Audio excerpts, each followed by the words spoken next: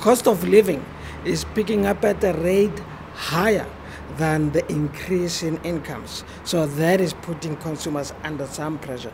South Africans can expect a number of significant increases from July, which will put many under extreme financial pressure.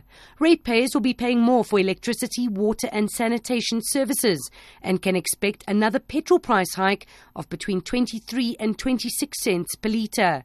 Despite some relief for South Africans when the oil price dropped in June, it simply wasn't enough to avoid another petrol price hike. For many South Africans, this means paying an extra few rands when filling up your tank every month. But for the majority of South Africans, this will have severe knock-on effects, particularly for transport costs and food. Transport costs are also going up, whether you use a private vehicle, a taxi or a bus to commute.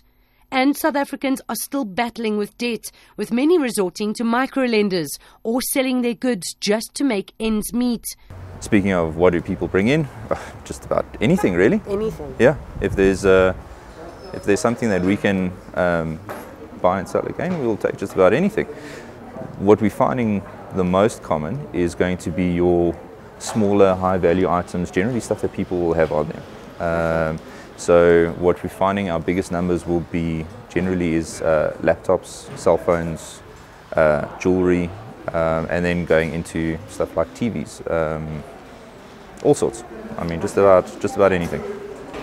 Would you say, based on some of the items that you see here, South Africans are in debt, they're just not making ends meet? I think people are struggling at the moment. We can see it across the board, and we're not talking about the low-income earners, we're talking about low-income up to the upper LSMs. Everybody's struggling at the moment. You look at the items that are coming in, I mean, we're getting from the kettles and toasters to people's Rolexes and top-end TVs, you name it. People are struggling. The average South African is going to get more and more under pressure from a financial perspective. I suspect that the only way they're going to deal with this, because 1st of July comes along and prices go up, doesn't mean to say that we're going to get increases in salaries. In fact, it's not going to happen. My sense of how to deal with this is literally to reduce our lifestyles to a manageable expenditure within the budget that we have. In other words, those expenses that we do have that are not absolutely necessary are going to need to be cut back, and we're going to need to try and live within our means.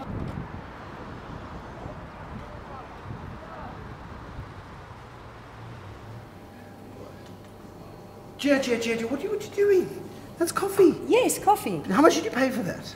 About 30 rand. You know, you whinge at me the other day, all right? You say to me you had a VAT increase and petrol price increases and the petrol price keeps going up and Brent crude keeps going up and the rand keeps weakening. We've explained this and we've spoken about it. Okay. And then you come to me and you say to me that you've got rates and taxes going up and the cost of everything is going up and electricity is going up. You can't keep spending money on that kind of stuff if you are complaining about the cost of everything else going up. You have to cut back. Now, that's bad for Erica over here, and that's the problem with the economy, isn't it? Because if you're going to make ends meet with all the costs of everything else going up, enjoy your last coffee, by the way, because once the rates and things do go up, there's going to be less disposable income in your pocket. And then people like Erica over here and this lovely coffee stand are going to come short, because more and more of us are going to have to make harder and harder choices about where we spend our money. So that could be your last coffee for some time, unless you get yourself a side hustle. Food prices are also expected to increase. These few basic items have cost a total of 129 rand and 24 cents, and you can expect these items to go up even more in the next few months. For instance, maize meal has gone down by 11%, but did you know that eggs have gone up by 23% between September and June? And then, of course, onions. These have gone up by 109% in that exact same time. So you're going to have to start to budget. Researcher Julie Smith, who compiles data for PAXA and the Pietermaritzburg Justice and Dignity Group, says food prices have gone up by about 7% since September 2017, and these prices are expected to increase even further. We're expecting all of the prices to start increasing from July again, with the hike in electricity and water, with the transport hike. We are expecting maybe not double-digit figures, but we could probably be looking at maybe 5% increases going forward. Can we get ourselves out of the situation as South Africa? Well, we do expect the economy to improve, particularly going into next year. But of course, there's still a lot of uncertainty, and you still have to go through elections, and we will see what comes out of the elections, the government policies that are going to be put in place, post the elections, although we do expect some continuity. This is on the basis, or rather the assumption, that, we're not going to see massive political changes in South Africa after 2019.